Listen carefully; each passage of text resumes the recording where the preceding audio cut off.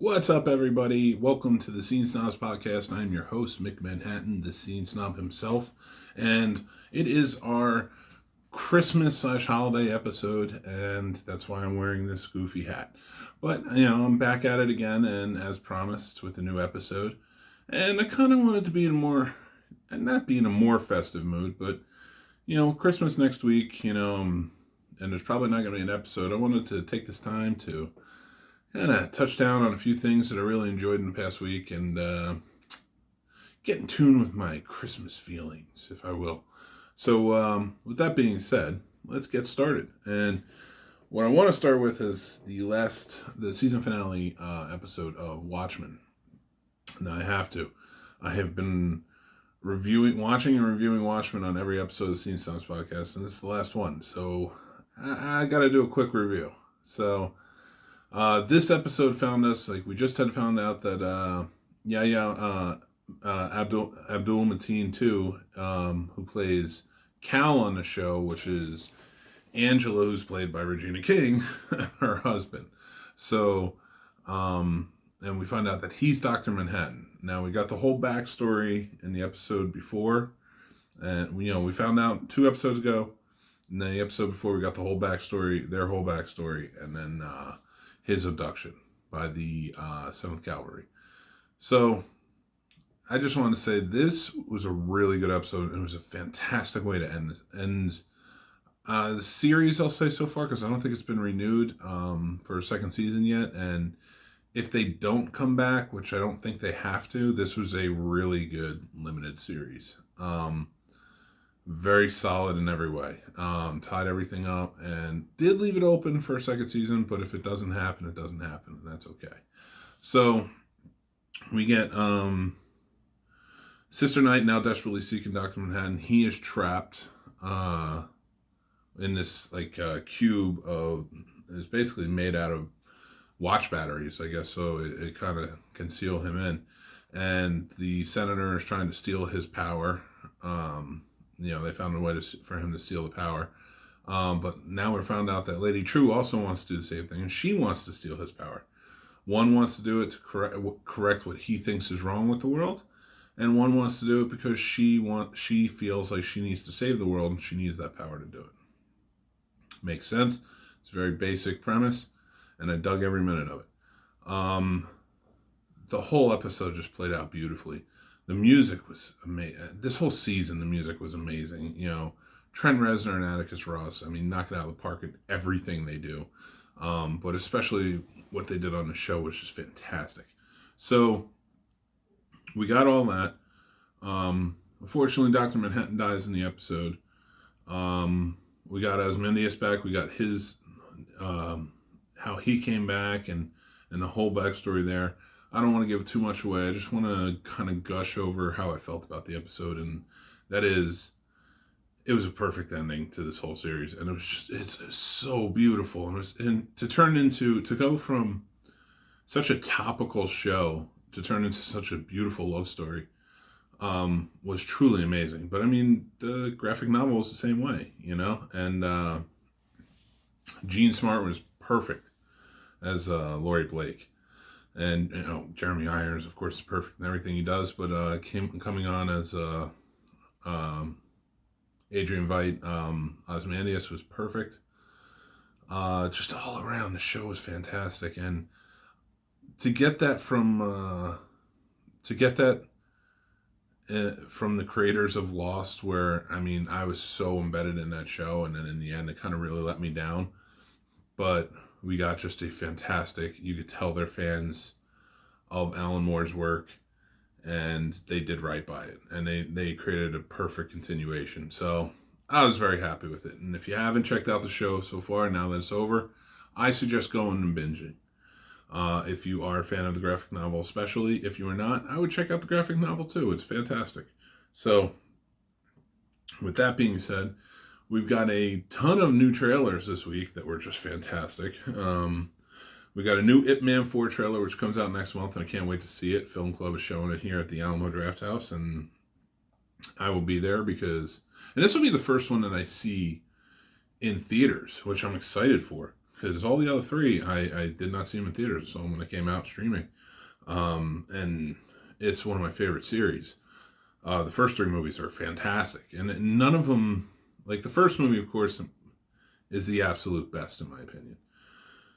It's a haunting story and just terrific. It really is. And because they didn't know if they'd make more, it's perfect open and closed ending. Um, but then they went on and they made 2 and 3 and now 4, and I just cannot wait for it. So we got that. We got a trailer for Red Sun, which is the Superman story. It's the what if Superman had crash landed in Russia, which is a comic book. I got it was a one-off novel. I got there, and it was really good. That was a really good novel because they did one True Brit too. I have that over there as well. Where what if he crashed in the UK? And that one's not as good as Red Sun. Red Sun really kind of hits home. It's that alternative of he is America's hero. That's what we've always known him as, true justice in the American way. And then, but what if he had landed in Russia? And he's still a good man. He's not. He's looked at from Americans, in the Cold War era as a villain. But he's still a good man, and he's still trying to save the world, but he has different ideals. It's a very good read, so if you haven't read it, I would definitely check it out. And it looks like it's going to be a pretty cool animated movie that they made.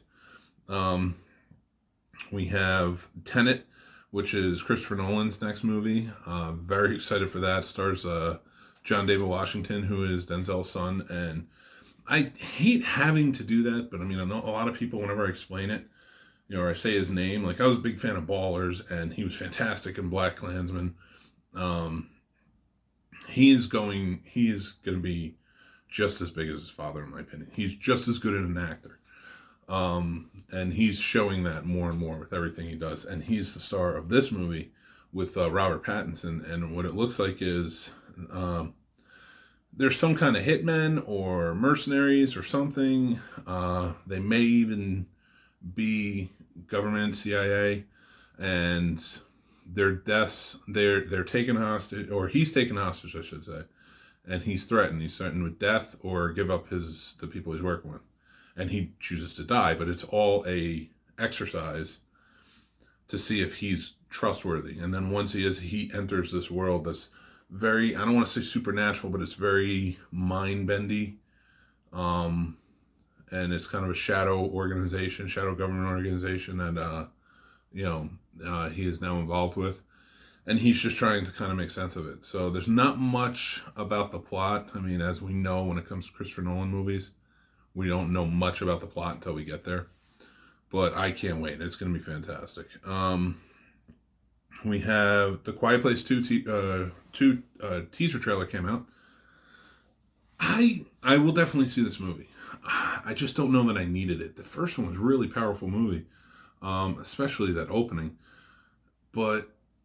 And John Krasinski did a great job, and you had this family unit, and spoiler alert if you haven't seen the first one, when he goes in the first one, yes, there's still more story to tell, especially with how it ended and what the reveal was. But I was just like, when I watched this, I realized, I'm like, what more do I need to see out of this? I was like, you left so much to the imagination. What more do I need to see? Now, with that being said, I will see it. But I am wondering, like, what more is out there in that universe that I need to see? I feel like the first movie really tied things up for me. We have Buffaloed, which it looks like, from what I gathered, it's a girl. She's kind of a hustler. She gets arrested. She goes to jail for a while, and when she gets out, she gets into, I want to say, like debt collecting, but like loan sharking, I should say. And she kind of creates her own business in doing that because she finds she's very successful at it. And she's at odds with another loan shark that wants to take out her business. And it looks funny, it looks different, and it looks interesting. But I will reserve my review, of course. Well, like anything, you should only reserve your review for when you see the movie. Um, or just, but yeah, really, like, you shouldn't review anything unless you see it. Look who I'm talking to. You guys know. So I will check it out because it does look interesting. But I'm not really. The story hasn't drawn me in yet, but there's a spark there. Then we have Come to Daddy, which is Elijah Wood movie. I did not see if it was his company that was putting it out, but he is a star of the movie. Looks really interesting. It looks like it's a guy gets a letter from his dad, his estranged father, to come visit him, and his dad lives in like this house by this lake, kind of a secluded area. And he goes out and like they're kind of connecting and everything's going well, and then like things start to turn. The father starts to act like a little more eccentric. He becomes threatening, things like that, and the son is kind of just trying to piece everything together and see what's going on. It looks like a really good thriller. Um, Elijah Wood really doesn't do you wrong. Like, it seems like when he picks a movie, it's interesting. In the very least, you're going to get an interesting movie. So I am, because it even has me intrigued. I want to know what's going on with the father. But so that's another one I saw. Definitely check out. The Woman in the Window was an Amy Adams movie. This also looks interesting.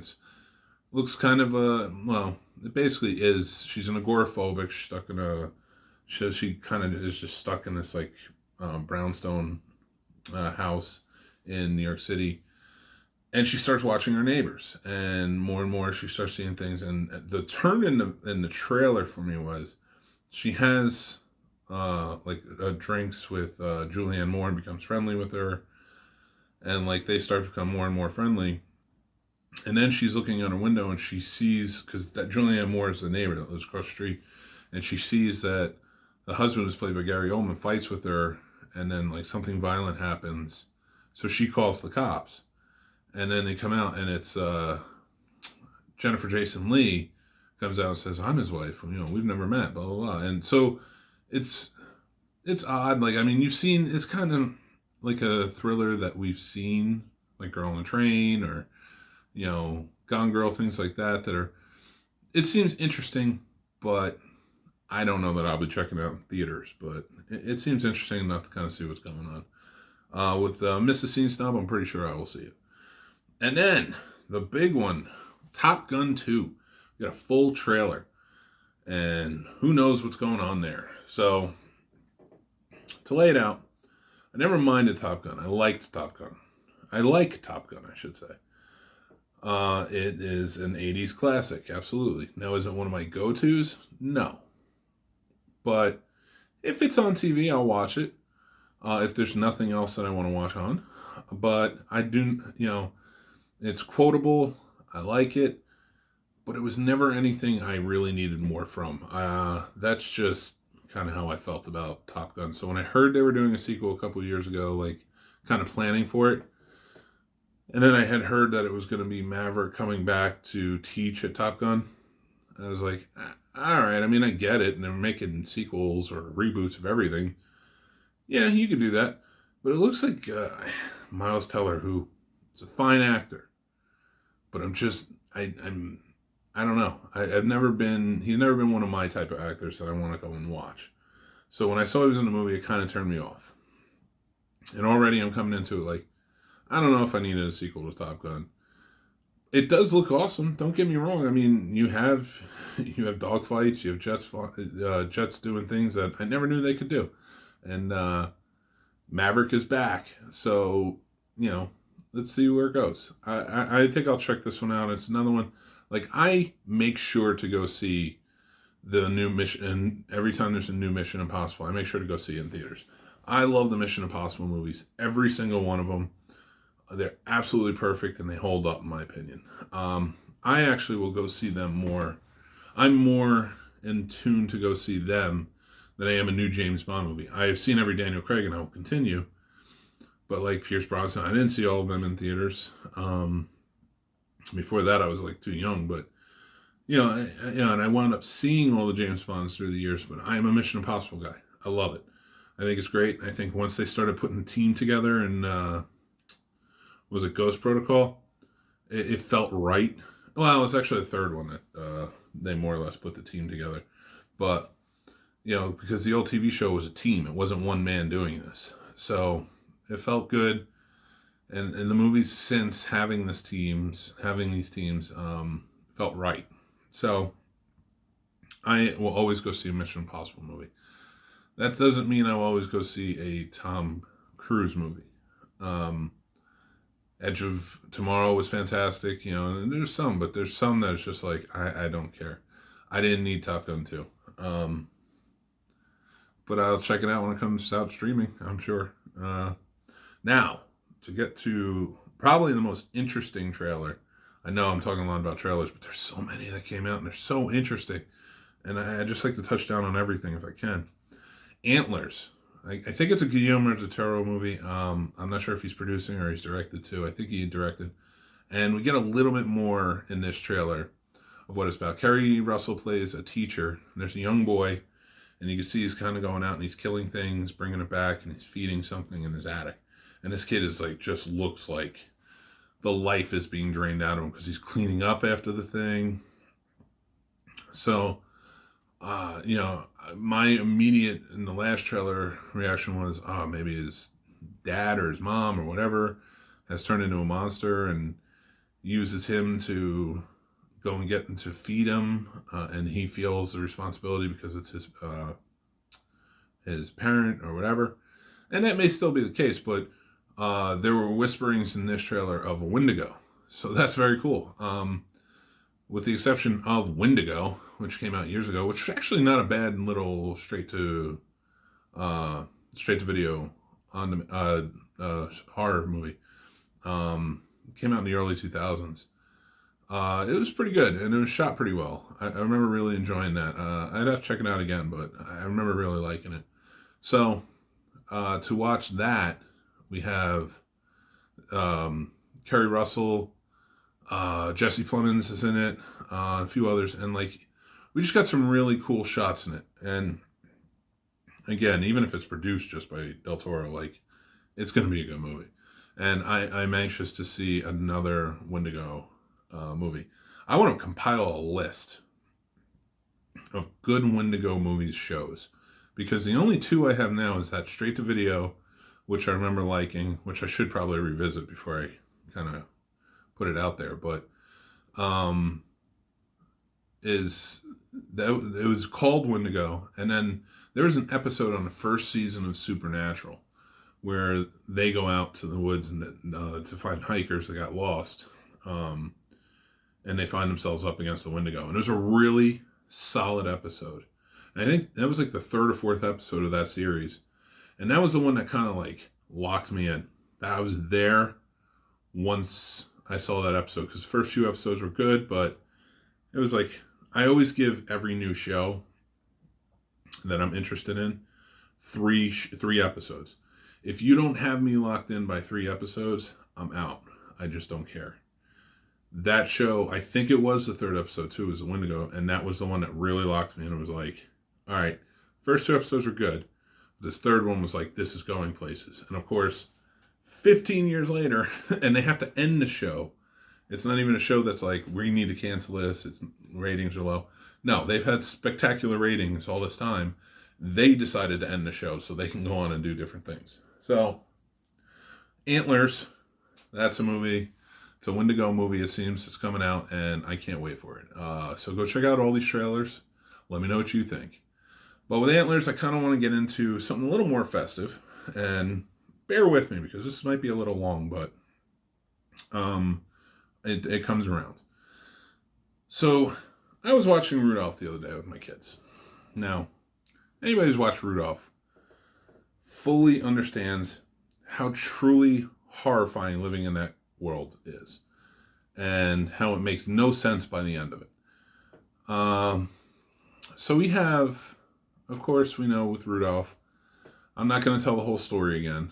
Just listen to the song and you get the story. and I don't have the money to pay for the song, so I will just go along with talking about the special. From the moment Rudolph is born and his red nose is going, his father is a dick to him. Santa walks in and makes fun of this baby, not a child, which is still horrible in its own right. He makes fun of a baby and basically says this baby, you need to get this baby under control. Like this is a hideousness I can't even stand to look at. And it was just a red nose. So they're accepting because he's part of the family. I think he's Donner's kid. And Donner is a horrible father in this. So now we have Rudolph, poor little Rudolph, running around. He's got a horrible father who's kind of a dick to the mom, too. And so, she never speaks up. And she's not defending Rudolph. Then you have Rudolph having to hide his nose because Santa and Donner don't like it. So there's so many correlations you can make. And in most recent years, we've seen many of them. Now, this is the most horrible Santa iteration of Santa I've ever seen. He is a truly terrible human being. He is a monster. Krampus, compared to this Santa in this special, is like a godsend. And now, watching this and seeing how Santa does not care about his job, Santa does not care about the kids, Santa does not care about his elves, he does not care about his reindeer, he didn't care about anything. And I don't want to go on a tangent just about Santa because it's everything. Like there's an island of toys that Santa straight up rejected because they have problems. That's messed up. These are living sentient beings. Come on, in that special. So it is truly horrible, that whole special. And when my kids watched it, I watched it with kind of eyes of, yeah, that's life. Now I am mentioning how horrible it is because as a dad, your perspective changes on things. Once you have kids, your perspective on almost everything changes. Like, it doesn't matter how you were treated when you were younger. You could have been a golden god. You could have been a loser. I was in the loser bracket growing up. And I'll get to that in a minute.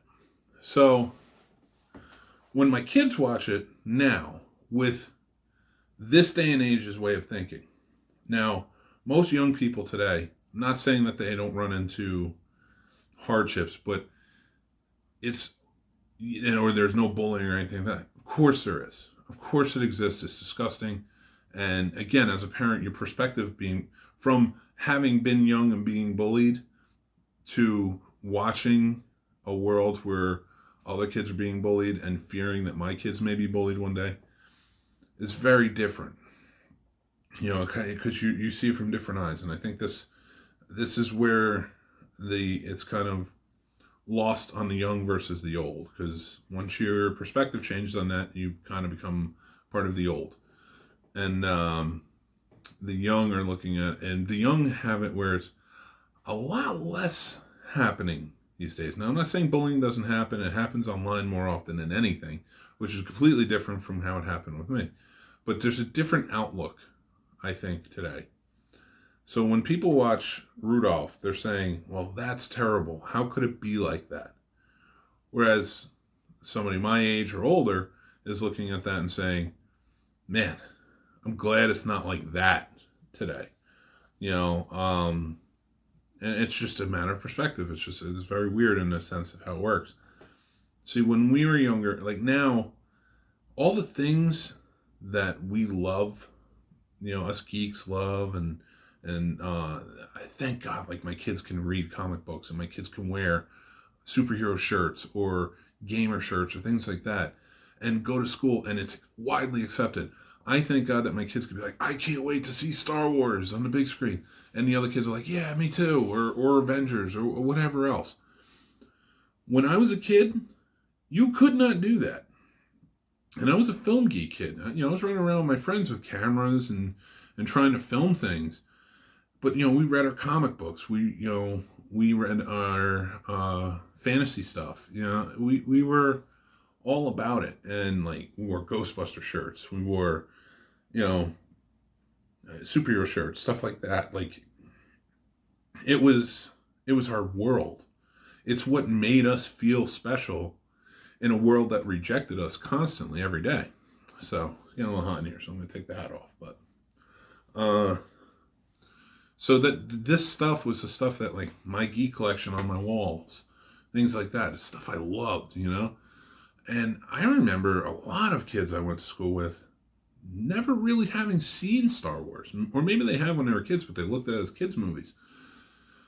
And there was, with that, like I remember one of my friends in school, I forget his name. Like that's how unimportant these people are in your life when you get older. You don't even remember their names. And I hope if that helps anybody who's being bullied, they hear that and maybe think like someday it will get better. I hope you could take it that way. And I hope you understand that my message here is to say it's always better to keep going on. I'm not saying that you can't let things get to you. I'm not saying it's okay to be sad. It's okay to be angry. It's okay to be frustrated. It's okay to be all of those things. It's okay to feel any emotion. But don't let it take away from who you are. And never stop being who you are. Never stop loving what you love. I never have.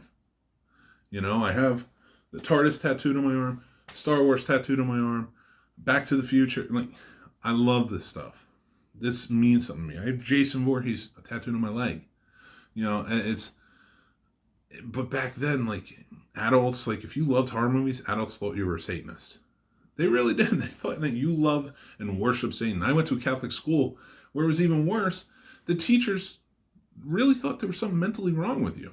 If you love comic books, you were a baby and a geek, and really just trashed for it. Ripped. I've had countless comic books ripped up in my face. Movies, like if I would talk about Star Wars or I would talk about anything really, anything that wasn't, I guess, what the norm was at that time. I don't even know what the norm for other kids was. If I talked about horror movies, like everybody just thought you were weird. And you always kind of felt alone. Like I had my friends, but they felt alone too. And like sometimes you get beat up or you get your stuff ripped up or whatever. And you just felt so alone. You felt like, there were a few times like reduced to tears, like stuff like that. I just never understood why I couldn't love what I wanted to love. And, in my things, the things I really cared about. And why people couldn't accept that, And as I got older, I think because you're stuck in a friend group, like it's almost like they're in your class, they're your friends. You got to kind of like what they like. Like I had to like pop music, but I liked metal. I liked, my rock, I liked the Ozzy, things like that. Like, but you can never say it. I also liked hip hop. I grew up in the ghetto. Like that was a big thing for me. But even then you couldn't really say it. Like, it's, if it wasn't on the top pop, even the hip hop, like it wasn't on the top pop channels on radio, like you know what you're talking about and you're a geek, blah blah blah, whatever. So I think the reason I'm bringing this up because like talking about Rudolph and how terrible it was. Rudolph back then when we watched it kind of helped you cope, and the reason was when we watched it back then, it wasn't like this is terrible, this is terrible. This was like this is the norm. This is how we all feel every year. Every day, not just at Christmas, every day, all throughout the year. Everyone feels like they're against us. But then you're going to find those people who aren't against you and they like the things you like, or they like you for what you like. Like my best friend in the world, still to this day, is my buddy Lenny. And he loved all the same things. He was a film geek too. He was a horror movie geek. We always shared that stuff, comic books, things. Like we were always into it. And he never judged me in any way, shape, or form for what I loved. And I never judged him for what he loved. Like we just enjoyed it. We worked at video stores together, sometimes separately, like different stores, movie theaters, things like that. So, we did stuff that we really enjoyed. And the reason this is coming up for me is not just with the Rudolph, is because like when people watch Rudolph now, they're like, that is terrible. I can't believe they would make something like this. It is, you know, how could somebody create something that is so vile? It was how it was. It spoke to people at that time. And I think that's kind of the message I want to get across is back then, this is how we were. So like when you see older people like, me, I'm closer to 40, maybe somebody in their 20s might look at me and be like, well, what do you know? Like, I know a lot. I know a lot about being different and a lot about having to hide parts of yourself. So just because you didn't want to get beat up that day, because you didn't want to shine and somebody would look at you the wrong way. And like, I'm a big guy now, but when I was a slender little, nothing, and got knocked down more than I got to knock people down. And as I grew bigger and taller and everything else and stronger, I was able to have the confidence it afforded me the confidence, I should say, to outwardly speak out about what I like and stuff like that. But even like when my brother, who was never like this, introduces me, he's just like, oh, he's into all that geek stuff, and he kind of accepted it. I love my brother. It's his way of connecting with it.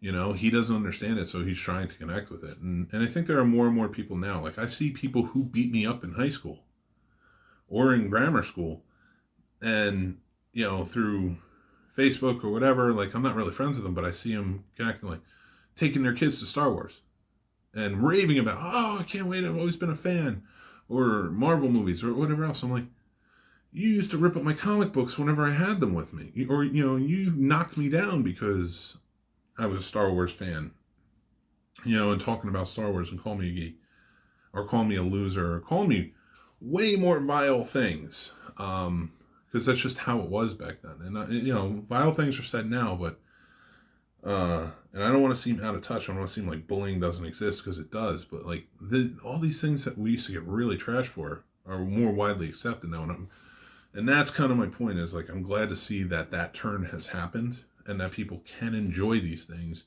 openly. My boys can go out and enjoy comic books and things like that and talking about them openly, without fear of them getting beat up, because it was a real fear. So another point I want to make kind of brings it around to the Christmas aspect. I went to a Christmas party the other day, and it was a DVD exchange, not Secret Santa, Yankee exchange, where you can steal the gifts and such. And it was a DVD exchange. Now, this was with the Psycho Cinema group that I often go see movies with. And I'd say there's about 40 people there. And there was a lot of social awkwardness in the room. Like we were all sitting there waiting for it to start. And there's 40 people in this room, and everybody's really quiet. Now, I used to be very quiet. I used to not want to project myself or put myself out there for fear of being seen and for fear of that having a negative effect. So, but again, as I got bigger and I got, and again, like I got taller and bigger and stronger, I kind of realized other friends of mine aren't getting bigger. They aren't getting stronger, and they're still getting picked on. So years ago, I decided I am going to speak out more. I'm going to force myself to. Even though I was socially awkward and it was crippling at times to have to do it, I was like, somebody has to do it. And if I'm big enough now where the other person who's a bully is usually a scared little turd and they'll run away every time, I wanted to do that. I wanted to be a type of force for good, like leave him alone or leave her alone. Let them love what they love. So because of that, that has helped me. And again, it was like a fake it until you make it. And I just kept doing it and kept doing it. And it has served me greatly through the years to do that. Now, I'm not saying everybody should learn how to do this or anything like that. I'm just saying this is my story. This is how I did it. And it took a long time to really get myself fully out there, to the point where I am at a point where I am confident and comfortable now, and I don't mind speaking up if I need to. And there were many things that helped me along the way. Acting, I forced myself to take acting classes to learn how to do that and project. Doing open mic stand-up, things like that. Pushing myself out there to do these things. Improv, things like that. Nothing major, but just I put myself out there. And I think that's what helped me get there and being able to project. Um, but anyway, I'm standing in this Christmas party and nobody's talking. It's very. I don't want to say awkward. I'm not saying people were awkward, but I'm saying it was an awkward vibe. It was a familiar awkward vibe. As in, I remember what it was like to be in a room filled with people and you're not too sure who they are and you don't put yourself out there. So, and it's geeks. That's what we are. That's what we all were in that room. We're geeks. Proudly geeks. We love what we love. That's what it's about. And I knew standing in that room, I'm like, well, this is important. It's great to be in a room filled with people that like the same things you like. Why aren't you talking to them? And I'm telling myself this. I'm like, why aren't we sharing? Why aren't we out there? So I made some jokes about different things going on, and I got a few people to laugh, and I talked to a few people, and I think, and then the DVD exchange started, and kind of like became a little bit happier. I'm not saying that I made it happier in any way or anything like that, or I had any force in that. I'm just saying, I'm glad I spoke up. And if you're in a room filled with geeks, like, and these were older geeks too, like some young, some older. So, and I could tell a lot of them understood what I had just said. They grew up the same way. They grew up picked on. They grew up kind of having to hide your love for things, your geekness, things like that, because of the negative impact it could have on you.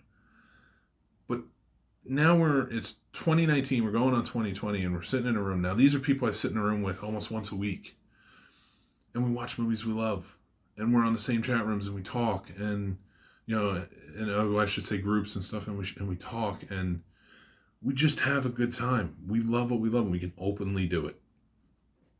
And I think that's what I'm most happy about for Christmas.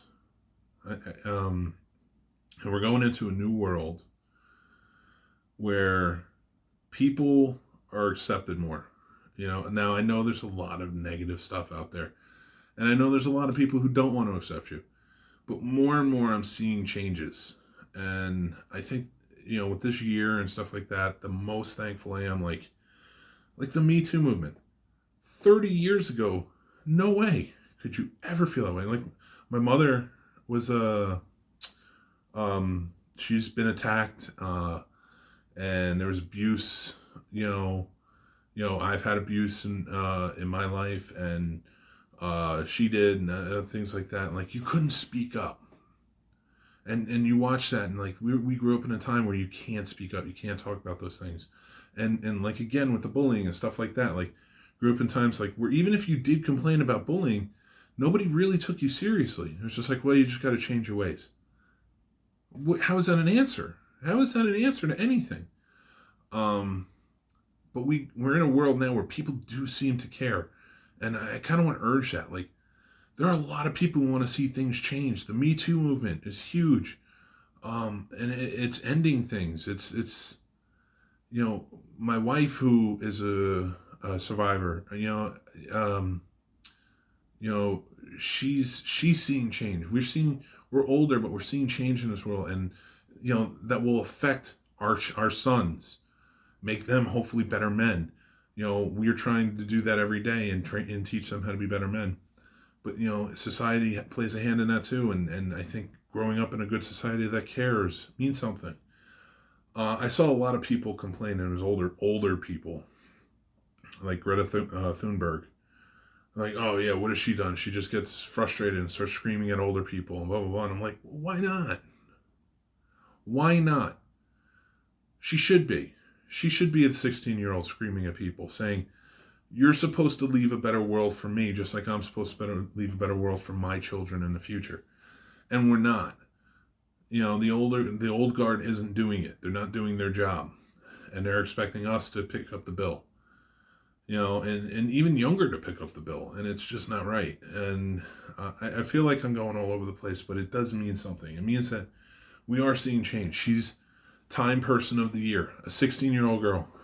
Time Person of the Year. You weren't going to see that 40 years ago.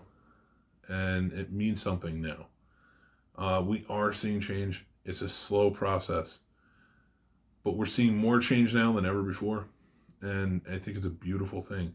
And that's what I love about this. And being at that Christmas party the other day reminded me that there's a whole group out there that suffered in silence and felt alone, and we've lost many, our numbers. uh and uh it just, and I always kind of lumped in everybody, because back then it didn't matter, like, it didn't matter to us if you were gay, straight, black, white, Hispanic, whatever. When you loved the same things, you wanted to be friends with that person. It didn't matter what they were, um, because you had a common bond, like filmmaking, things like that. You didn't care what color the person standing next to you was if they had the same passion as you. And we all had to hide that passion from one another. And I feel like maybe I missed out on some really good people. And that's why, like, when I was at the party, and I was like, I don't want to, I need to speak up. I need to make jokes. I need to make people laugh so I can connect with people. And I had connected with people, and, hopefully have created friendships. But that's why it was important to speak up and connect with these people who love the same things you do. Because you might be helping them as much as they're helping you. And I don't want to dwell too bad on it, but like when I was watching Rudolph the other day and seeing how horrible it was, and then thinking about the perspective of when people watch it now, younger people watch it now, and they say, this is horrible, how could anybody have ever written this? And then people my age and older look at it who suffered and were on the side of Rudolph, look at it and they're saying, this helped us cope, knowing that he had friends who cared about him. Because remember, he came back to his family. His family, yeah, they went out looking for him. But he came back to his family. They never really found him. And then he had to go and save them to be accepted. He had to do something to be accepted, but not by his friends. His friends just cared about him for who he was, and he cared about them for who he was. And that's what we need to do. He needed to put himself out there and get away from all the vile, negative stuff that he was enduring, and go out there and meet people who really cared. So if I can leave you with that, go out there, try and meet new people. Enter 2020 with a new scope, a new view on how you want to do things, and I think you'll be a lot happier. And just let's try and change things, continuing to change things, and really push for a better world in all fronts, more accepting and loving world. But let's also be accepting of our neighbor. Whether they have different views from you or not, try and talk to them. We're all human, and you never know who needs you or who you'll need. And you'll never find out by being closed off. That's all I'm going to say. Thank you for watching. This is my Christmas episode of the Scene Snobs podcast. And I'm going to leave you with one more movie, for a Christmas movie to watch. That it was a Christmas horror movie is what I was going with. I was putting it out there. And I didn't have one prepared. I will say this. Go out and check out the Rise of Skywalker. I saw it last night. Check out my video on thescenesnobs.com or on the YouTube channel. Give us a like and subscribe. But my recommendation is Windigo. Go check it out. I really enjoyed it. Or you can also check out Wind Chill, which is an early Emily Blunt movie, which was really good. So those are my recommendations. With that, check us out on Instagram and Twitter at the Scene Snob. Remember, thescenesnobs.com is where we have all our stuff, and you can go check that out. Or check out the Scene Snobs page on Facebook and connect and meet a lot of really good people. Okay, so Merry Christmas, Happy Holidays, Happy Hanukkah, everything. Happy Kwanzaa, Happy New Year, all around, everything. I want everybody to be happy and enjoying the holidays. If you are not, please, if something is depressing you or whatever at this moment, I get it. I have been there myself. And I will just say this, it will get better. I love you. Thank you for watching. and let's go into the new year and try and change things up, like for the better. Okay? Take care. Again, happy holidays. Love you guys. Feliz Navidad.